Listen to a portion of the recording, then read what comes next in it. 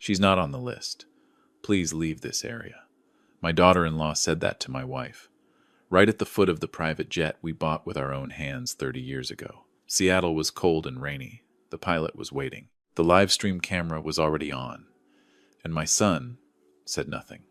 I built an entire transportation empire from nothing but my bare hands. Yet, that morning I stood there watching the woman who sold all her jewelry to buy our very first airplane, being denied the right to step into the sky that belonged to her. Have you ever seen a lifetime of effort erased by a single sentence? Before I continue with what happened that morning, please subscribe to the channel and leave a comment telling me where you're listening from, which city, which state. I've always believed that a family story never belongs to just one person. It belongs to all of us. And now, let me tell you what happened right after those words were spoken. I didn't answer that question right away. I just stood there, listening to the rain tapping steadily against the glass walls of the private terminal.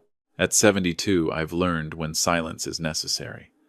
But that silence that morning wasn't weakness.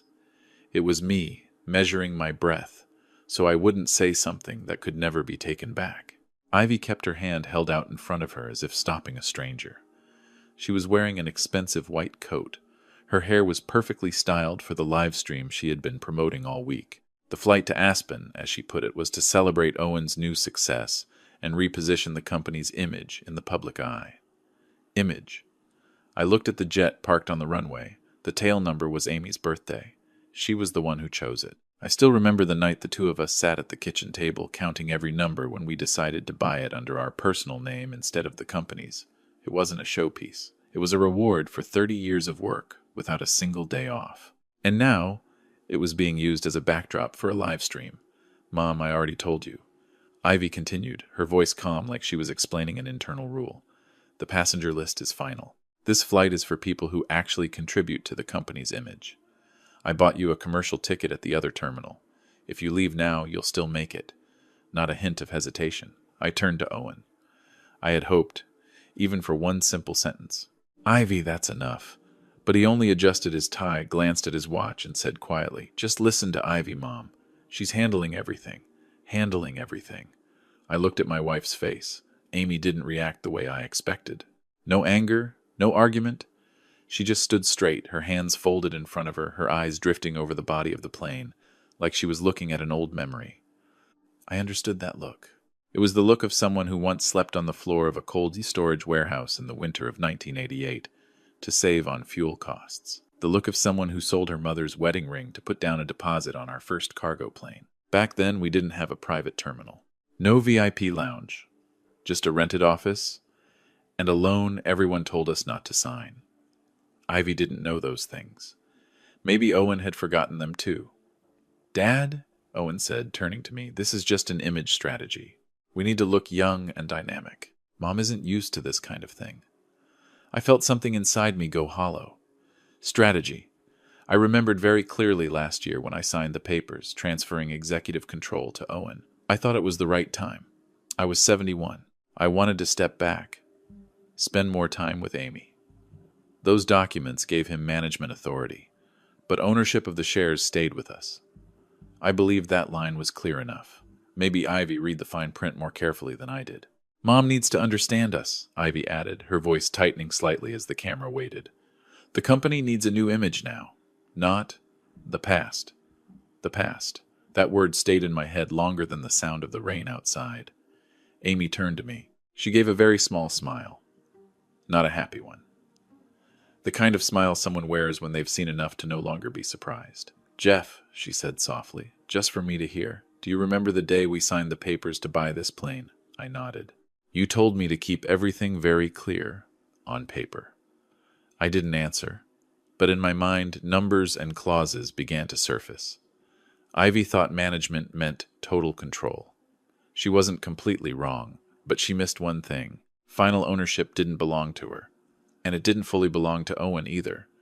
A ground crew member walked over, looking uneasy. He glanced at Ivy, then at Amy, then at me. I could see the hesitation in his eyes. They didn't know who they were supposed to listen to.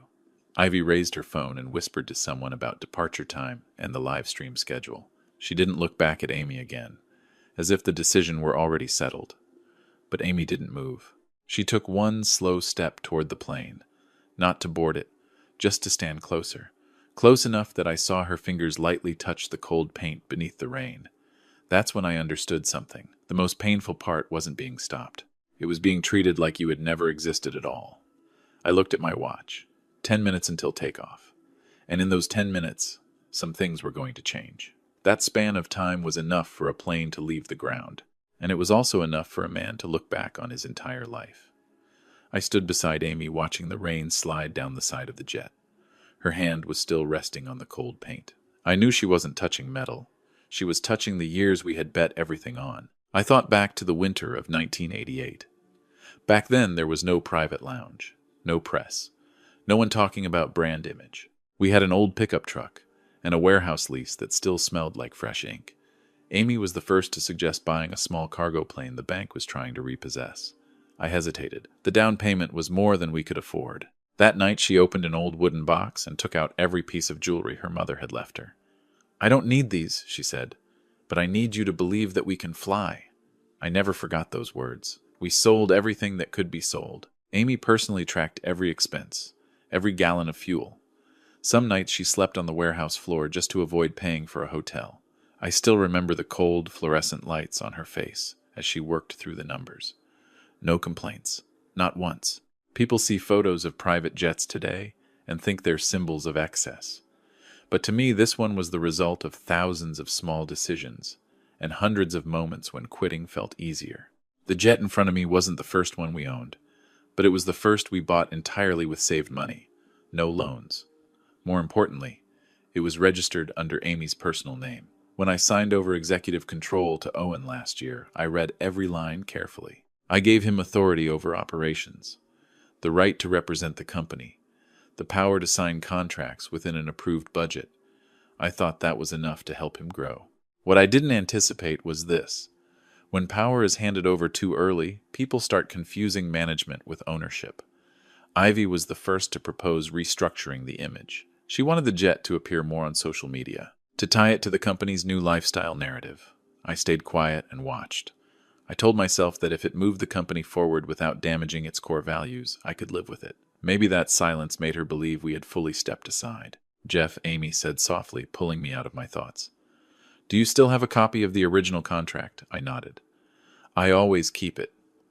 A habit from someone who has stood too close to losing everything. That contract clearly states the jet belongs to Amy personally. The company only has usage rights under an internal lease, rights that can be terminated at any time if the terms are violated." I looked toward Owen. He was talking with the ground crew about departure timing. There was no malice on his face, only the confidence of someone who believes he's doing the right thing. I wondered, when did he start seeing what we built as something automatic? 10 years ago, when the company survived its first major crisis, Owen called me every night for advice. He was afraid of making mistakes, afraid of disappointing us. I told him that mistakes were part of growing up, but I never taught him how to tell ambition apart from gratitude. The rain grew heavier. Ground staff hurried to cover equipment. Ivy stepped back to keep her shoes dry. She frowned when she saw Amy still standing there. "We're out of time," Ivy said, her voice low but firm. "If Mom isn't going to the other terminal, then please leave this area." I heard that sentence like a thin blade. Amy didn't respond right away. She simply withdrew her hand from the plane and gently wiped the rain from her fingers. Then she turned to me. There was no hurt in her eyes, only a sharp, steady clarity. "I think," she said slowly, "it's time to make a few things clear." I understood. Last year, when I transferred management authority, I also asked legal to review every personally owned asset leased internally. Not because I distrusted Owen. I just wanted transparency. As people grow older, they start thinking more about how things will be remembered. There was one clause Ivy likely never read closely. If a personal asset is used in a way that distorts brand values or harms the owner's reputation, the owner has the right to revoke usage immediately. Live streams, image, backdrop. I didn't say any of that out loud. I just checked my watch again. 8 minutes left. Amy walked slowly toward the VIP lounge. No rush, no looking back. I walked beside her. Behind us, I heard Ivy calling someone, her voice edged with uncertainty. Owen watched us go, and for the first time that morning he seemed to realize that his mother's silence wasn't acceptance. When the lounge door closed behind us, the rain outside faded. The quiet inside was so complete I could hear the wall clock ticking. Amy sat down, removed her gloves, and placed them on the table. "I let things go too far," she said softly. I shook my head. "No, we just let them believe the sky belonged to them." She looked at me calm and steady. Then she said it's time to remind them who built the wings. Outside, the engines were still being checked, but I already knew. That flight was not going to take off the way they planned. Amy didn't say another word inside the lounge. She simply took out her phone and opened a message thread she had prepared the night before. I watched the screen glow in her hand. No extra emotion, just short, precise lines sent to her personal attorney and the chair of the board. I understood immediately. Amy wasn't acting on impulse. She had prepared before anyone realized something was about to change. "Are you sure?" I asked quietly. She looked at me. I was sure the moment they decided to turn our property into a prop. I didn't ask anything else. At this age, I know when a decision has already been weighed long enough. 3 minutes later, my phone vibrated. A message from the board chair. The emergency virtual meeting had concluded. With 60% of the shares held directly and indirectly by Amy through the family trust, the resolution to temporarily suspend Owen's executive authority had passed. The reason was stated clearly: use of assets tied to a major shareholder without consent, creating reputational risk. Legal language is always cold, but its effect is very clear. At the same time, Amy received confirmation from legal. The notice terminating the company's right to use the jet was now effective immediately. The aircraft reverted to personal use exactly as outlined in the signed agreement. I took a long breath. Outside, I heard hurried footsteps. The lounge door opened. Ivy walked in first. Owen followed. Ivy's face no longer held the confidence she had earlier. "What's going on?" she asked, trying to steady her voice. "The pilot says he just received a notice from legal." Amy stood up and faced them. No raised voice, no accusations. "That's correct," she said. "I've withdrawn the company's right to use the aircraft." Ivy froze. "Withdrawn? But that plane belongs to the company." "A leased asset," Amy corrected calmly. "And the lease has been terminated." Owen looked at me, searching for another explanation. I didn't look away. "Dad, what is this?" "I think you understand the difference between managing something and owning it," I said slowly. "Maybe it's time to revisit that." The air in the room thickened. Through the glass, I saw Captain Miller walking down the aircraft stairs. He had worked with us for over 20 years. "Careful. By the book." Miller stopped at the lounge door, knocked lightly, then stepped inside. He removed his cap and nodded to Amy first. "Ma'am," he said, "clearly I've received official notice. Under aviation regulations and the ownership contract, only you now have authority to designate the passenger list." Ivy turned toward him, her voice slipping out of control. "We're ready for departure. Everything is scheduled. You can't stop this over a personal decision." Miller didn't change his expression.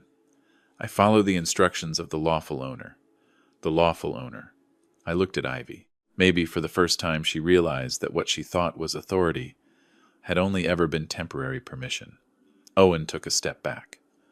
"Mom, you're making this bigger than it needs to be." Amy looked at her son for a long moment before answering.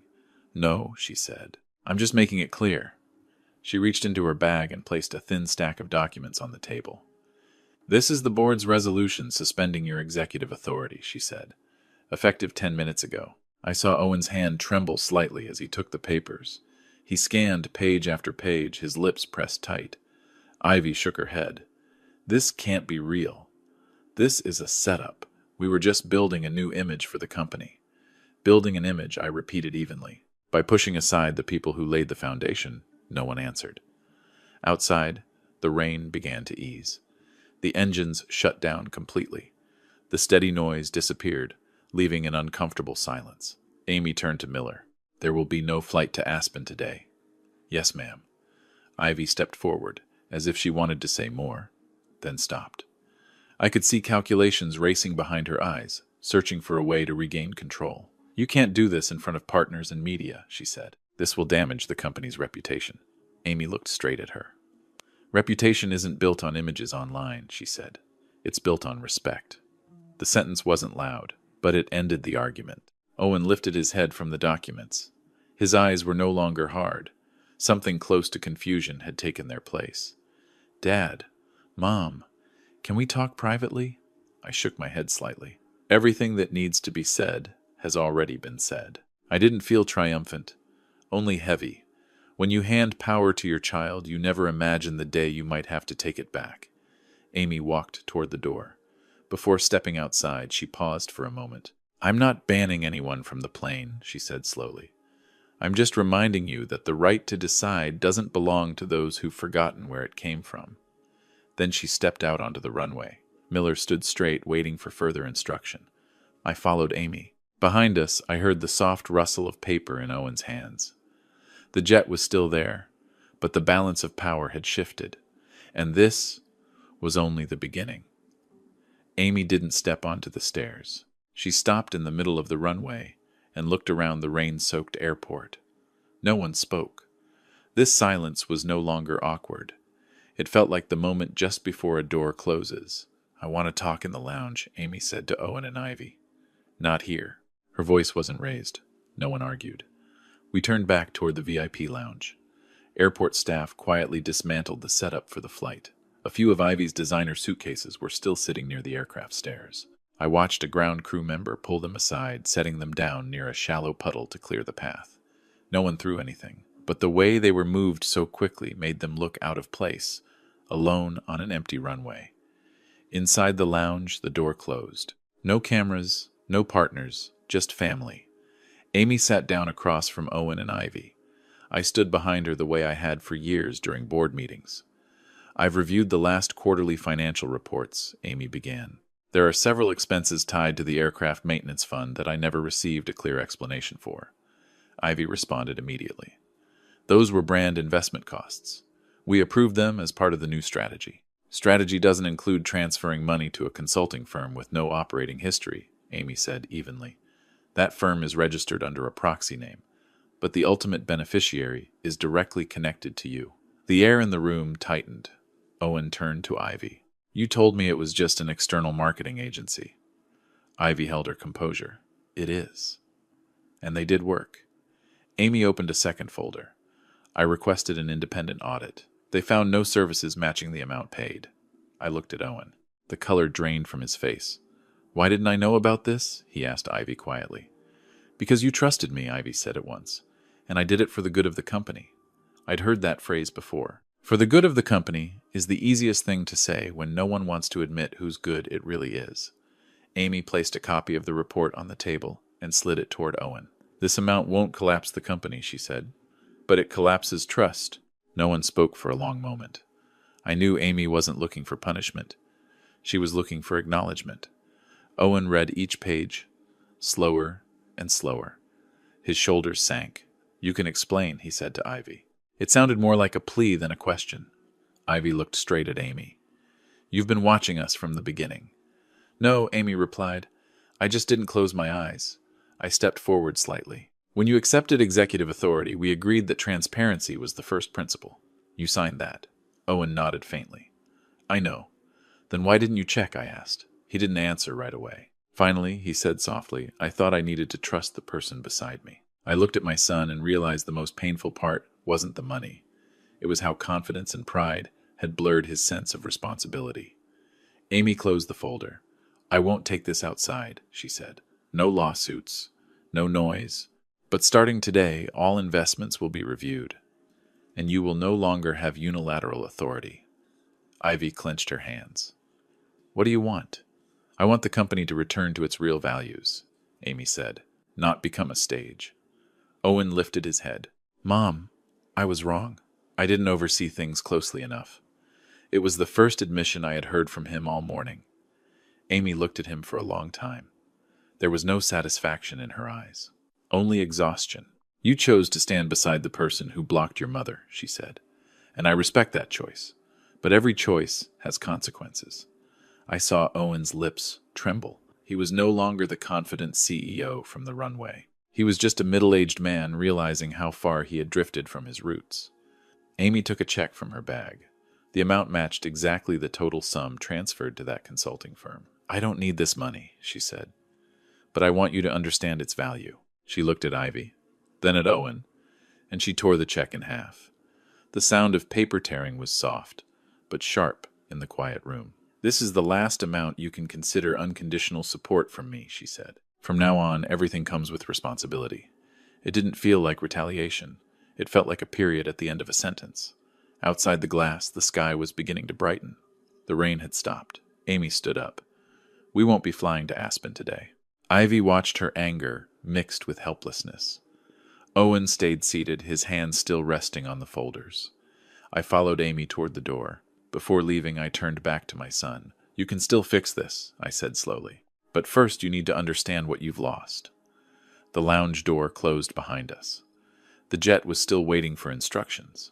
But the journey ahead wouldn't be a celebration.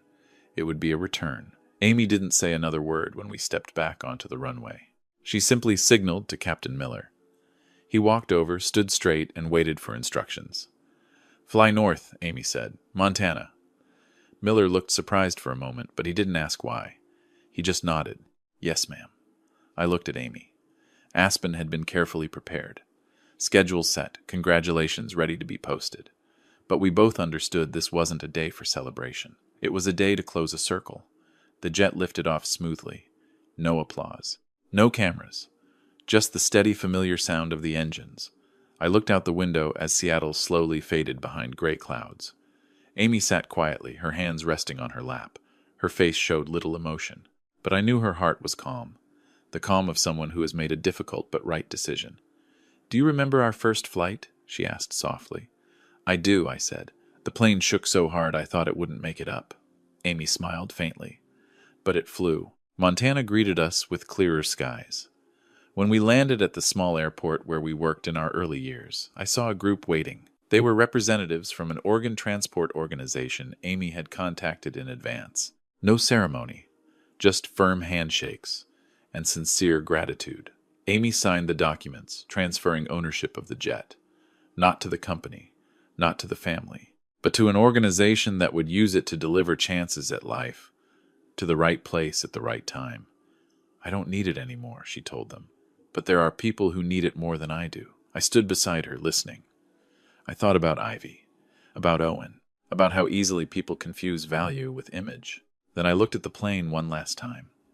It had once been a symbol of our success. Now it had become part of something bigger. We left the airport in an old rental car. No one recognized us, and that felt good. The small house in the Montana town was still there. The wood was older. The roof needed a few repairs. But it stood firm, the way we always had. Amy made tea. I sat down in the familiar wooden chair. No expensive furniture, no phones buzzing nonstop, just the smell of hot tea, and evening light through the window. "I don't regret it," Amy said, placing a cup in front of me. "Neither do I replied. "Even if it hurts." She nodded. "Hurt is normal. But staying silent and doing nothing, that's what I couldn't accept." That evening, Owen called me. I didn't rush to answer. When I finally picked up, he didn't speak right away. "Dad," he said at last, his voice low. "I'm sorry." I didn't scold him. I only said, "You need time to understand. Your mother and I need time too." He was quiet for a moment. "I'll fix it." "Good," I said. "But don't fix it to get back what you lost. Fix it to be worthy of what you still have." When the call ended, I set the phone down. Amy looked at me without asking. We sat there for a long time, not talking much, just listening to the wind outside the porch.